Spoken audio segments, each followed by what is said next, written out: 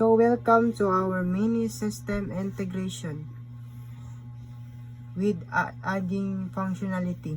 So based in the code, we create the subsystem A, which is this, and the subsystem B, which is the student client.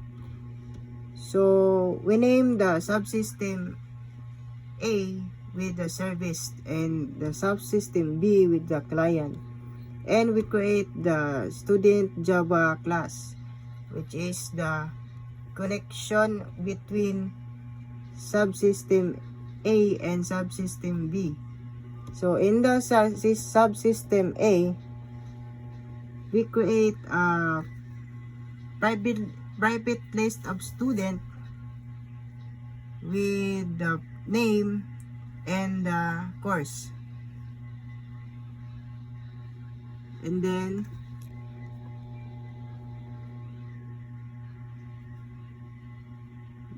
we list student to get all student and return the student, and we get their ID with the return null, and then the student class, the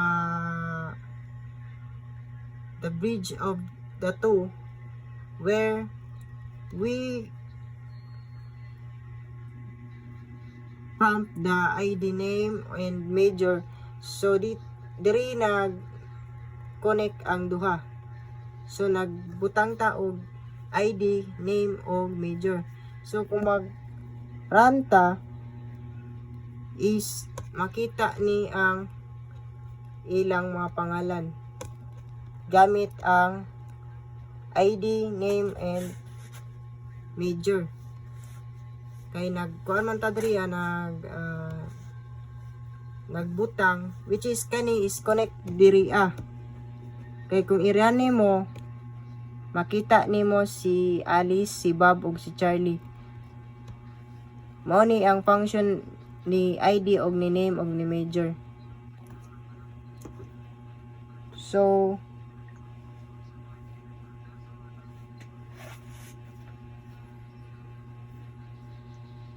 sa atong subsystem A, natay ginatawag na functional integration, naga-expose siya sa service method.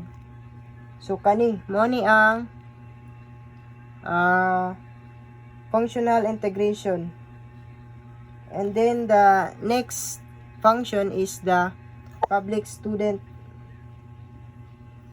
na naay for loop.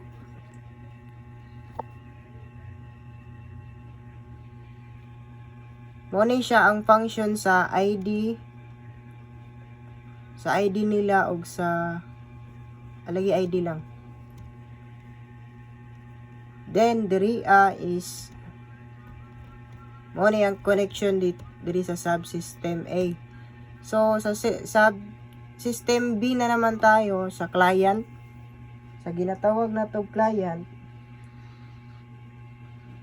Diri makita ang student service o kanina code, line of code. Muni ang gibutang nato para ma-call nato ang subsystem A o subsystem B is mausa nato diriya siya. Then for the student, diri na nato i-print out ang ilang ID name, ilang ID name og major. So nano nagamit ta og get. Ang get is para makuha nato ang ilang ID og name og major sa subsystem, which is kani subsystem A. So mo tong nagamit ta get to get the kuan nila, which is kani sa new student. And then pag mo kuan ta, mo select ta, student select service that get student by ID.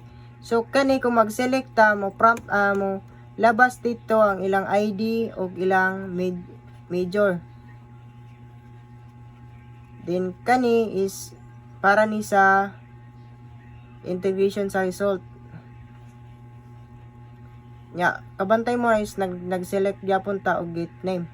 So ang ganing gate name is pareha gyapon sila diri murag nagkuha lang siya diri sa name diri sa subsystem A. Muna ang function ni get. So mag-get ka sa PCAS, makuha nimo sa PCAS.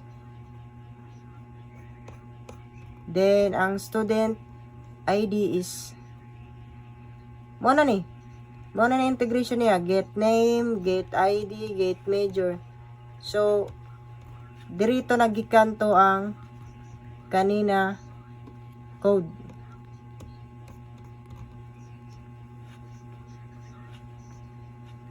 Di nagamit tag return para ma-return nato ang ID nila, ang pangalan o ang major. So kana lang. Thank you.